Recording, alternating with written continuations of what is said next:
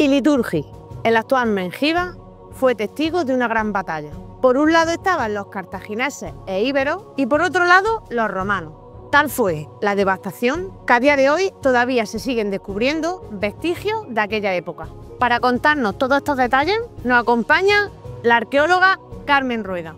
Pues estamos en Liturgi, un asentamiento de época ibérica, que es uno de los proyectos de investigación del Instituto de Arqueología Ibérica de la Universidad de Jaén, junto a otros importantes asentamientos que tenemos en nuestra provincia. Y la verdad es que es uno de los proyectos recientes y que nos está dando muchísimas satisfacciones desde el punto de vista científico, pero también desde el punto de vista del conocimiento y la transferencia social de las investigaciones que desarrollamos.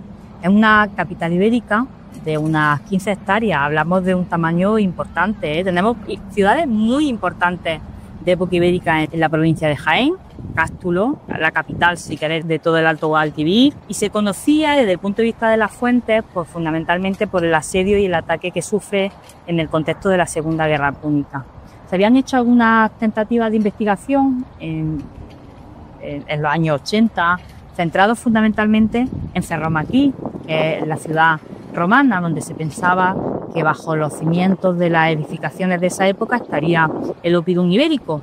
Sin embargo, fue a raíz del análisis de la Segunda Guerra Púnica en la batalla de Baécula cuando decidimos trasladar los focos de atención a otra área y vinimos al territorio de Liturgi y a través primero de análisis de fotografía aérea, de teledetección, de prospecciones arqueológicas superficiales, análisis con georradar 3D, cuando vimos que nos encontrábamos ante una ciudad ibérica inédita y en la actualidad es lo que estamos trabajando. En el punto en el que nos encontramos, pues hemos excavado parte del recinto amurallado, que es lo que veis, que es la excavación de la muralla y sobre todo la puesta en valor.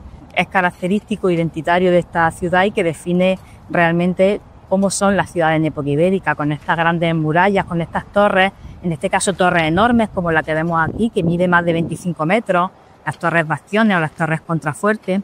¿Por qué no hemos centrado ahora mismo en la fortificación? Ya iremos excavando un poquito más hacia el interior de la ciudad y descubriendo las casas. Sabemos que tenemos un asentamiento con un tipo de organización muy similar a Puente Tablas, con casas cuadrangulares muy concentradas, es un poblamiento muy denso, pero hemos excavado solo muy poquito, parte de una casa y parte de una calle de la ciudad. En el futuro nuestro objetivo es ir hacia adentro de la misma, pero ahora mismo nos hemos centrado fundamentalmente en el exterior porque uno de los objetivos de los proyectos que hemos tenido y sobre todo de algunas tesis doctorales que se han hecho recientemente, como la tesis de Miguel Ángel Lechuga, era analizar arqueológicamente el ataque que sufría esta ciudad e intentar definir un poco cómo responden este tipo de ciudades y de comunidades al impacto brutal que fue en su momento la Segunda Guerra Púnica y sobre todo también analizar las consecuencias del conflicto en la propia evolución del paisaje y del territorio, que son aspectos que apenas se han tratado desde perspectiva arqueológica. Tenemos el estudio de las fuentes literarias y otras vías de análisis, pero desde el punto de vista arqueológico es una línea de trabajo muy reciente, muy novedosa y que además define la investigación que hacemos desde el Instituto de Arqueología Ibérica de la Universidad de Jaén. Esta es una ciudad que tiene una secuencia de vida, una secuencia cronológica amplia. Tenemos ocupación desde al menos el siglo VI antes de Cristo, pero sin duda la ciudad tiene su máximo desarrollo durante los siglos IV y III antes de Cristo o antes de nuestra era. Al final del siglo III es cuando se produce el gran ataque a la ciudad, que debió ser un ataque brutal. Sabemos por las fuentes que fue un espacio donde se dio un escarmiento a una ciudad que se había posicionado hacia el bando cartaginés y además sirvió de ejemplo y desencadenó la rendición de la propia ciudad de Cástulo. ¿Cómo ha sido? Pues a través de una metodología interdisciplinar con muchas técnicas diferentes que nos ha permitido analizar todo el proceso de conquista, de ataque y conquista de la ciudad. Estamos al exterior de la ciudad, con estos grandes bastiones, concretamente en la esquina de ese que vemos al fondo, donde se concentra gran parte del ataque, con artillería romana, con una variedad de armas, algunas de ellas específicas para asedio y ataque a ciudades. Que ya solo la dispersión y la concentración de armas, sobre todo en puntos como ese, nos hablan de la brutalidad del ataque. La guerra está muy bien canalizarla de distintas perspectivas, estudiar cómo eran las estrategias, cuáles fueron las decisiones que llevó a cambios políticos territoriales importantes, pero hay una variable fundamental que empezamos a introducir de manera sistemática y que para nosotros es muy importante en el estudio de esta ciudad, que es el componente social, es decir, cómo vive la comunidad local el impacto brutal de un ataque como el que protagonizaron. Estamos viendo arqueológicamente cómo la fortificación se reestructura a finales del siglo III con la ampliación de algunos bastiones, con la construcción de fosos defensivos que no llegan a terminar. Es reflejo de decisiones de urgencia ante los ataques o ante cómo se estaba desarrollando la guerra en el Alto Guadalquivir. Y eso nos habla de la implicación de la comunidad en la propia defensa de la ciudad. Las fuentes también dicen algo al respecto, que tanto las mujeres como los niños se implicaron en la defensa de la ciudad, daban piedras y lanzaban piedras a través de la fortificación en un acto desesperado por defenderse de algo que era inevitable. Luego vemos también las propias consecuencias del conflicto. Las fuentes también nos hablan de que aquí se produjo una masacre. No solo asesinaban a hombres, a soldados, sino también se masacraron mujeres y niños. Hasta el momento no hemos encontrado restos de esa violencia física. Cuando estaremos al interior de la ciudad veremos si lo tenemos, pero sí tenemos indicios de un impacto demográfico importante en el territorio. Por ejemplo, las investigaciones de Carolina Castuera, que está haciendo su tesis doctoral sobre procesos de conquista, ven como en gran parte del territorio dependiente de Iliturgi en este momento no tenemos una ocupación a partir de inicio del siglo II, hasta que se centraliza otra vez el poblamiento en torno a Cerromatí. Eso quiere decir que seguramente hay un impacto demográfico por la propia brutalidad del ataque, pero a lo mejor también hay procesos de movilidad forzosa de población hacia otros territorios, que lo vemos y que sabemos que pasa en época romana. Una de los elementos que nos permite hablar de la violencia y del ataque son los propios materiales, ¿no? Lo que nos encontramos, sobre todo al exterior de la fortificación, son las armas que se arrojaron en el ataque a la ciudad. Y es muy interesante porque hemos hecho estudios, por ejemplo, con las pilas catapultarias, que es una punta de flecha bastante grande que se proyecta con una especie de máquina de artillería, que sabemos además, Miguel Ángel Lechuga, Juan Pedro Bellón y Fernando Quesada hicieron un estudio muy interesante sobre la distancia desde donde se pueden lanzar ese tipo de armas, sabiendo que nos la encontramos a veces incrustadas en esta esquina, en la propia fortificación. Tenemos un número bastante elevado de esos materiales y sabemos por los análisis que se han hecho que el ejército romano se ubicó en torno a ese polígono que se ve ahí enfrente, que es un polígono dependiente de la ciudad de Mengiba. Eso nos permite también intentar reconstruir la topografía antigua, que ahora está muy alterada por el propio paso de la autovía. Y no solo analizar la estrategia del ejército romano, la estrategia del ataque, sino también la estrategia de defensa.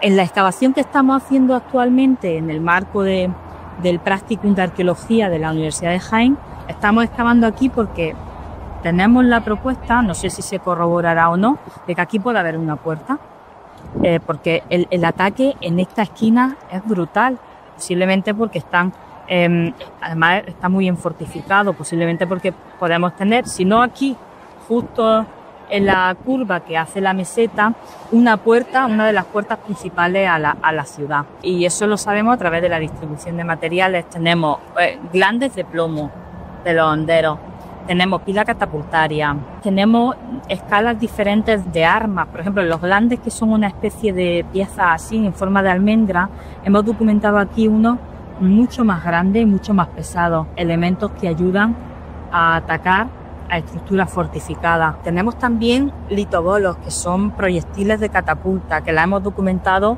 una de esas piezas con un estado de conservación muy, muy bueno y que se pueden ver y se verán muy pronto en la colección permanente del Museo Ibero. La hemos documentado en algunos de los fosos que hay a los pies del sistema defensivo. Como podemos reflexionar, un contexto idóneo para analizar no solo la estrategia del propio ejército a la hora de tomar una capital de esta entidad como fue Iliturgi, pero también para analizar la estrategia de las propias comunidades locales ante un evento tan traumático como fue el ataque a su ciudad. Aquí tenemos el conjunto de materiales arqueológicos metálicos que proceden de la zona de Liturgia y de la campaña de excavación del 2024. Entre ellos hay un conjunto de glandes en plomo que se conservan bastante bien. Luego hay otro conjunto de un elemento de armamento que son estas pilas catapultarias, son de hierro y aquí sí varía el estado de conservación. Esta es la que mejor se conserva, es bastante curiosa porque tiene hasta la punta doblada del impacto contra la muralla, que fue la zona donde se estuvo excavando. Por aquí tenemos otras que están en peor estado de conservación, muy fragmentadas, poco núcleo metálico y mucho óxido. Pero bueno, vamos a intentar consolidarlas y frenar un poco esa corrosión. Bueno, aquí hay otros elementos que todavía están en estudio, que no se saben bien, se había barajado que podían formar parte de zonas de la coraza, de la defensa, y la moneda, esta que se limpió y que se ve bastante bien. Por un lado un busto femenino y por otro una estrella de 7 puntas. Pues con tratamientos de inhibición, aquí utilizamos ácido tánico para estabilizar un poco esa corrosión. Anteriormente hay que hacer otros tratamientos de limpieza y desconcreción y luego, después de esa inhibición, habría que hacer una protección de ese material para frenar un poco que no vuelva a activarse esos procesos de corrosión. No sé si puedes apreciar que ahora aquí hay una caída del terreno porque la ciudad empieza a organizarse en terrazas prácticamente hasta el río. Fijaros en esas parcelas que hay, algunas de secano y algunas cultivadas.